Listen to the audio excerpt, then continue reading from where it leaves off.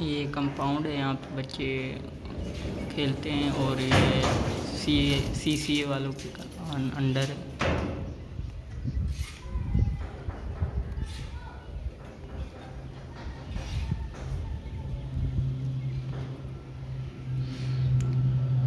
Plane उड़ रहा है, देख सकते हैं आप।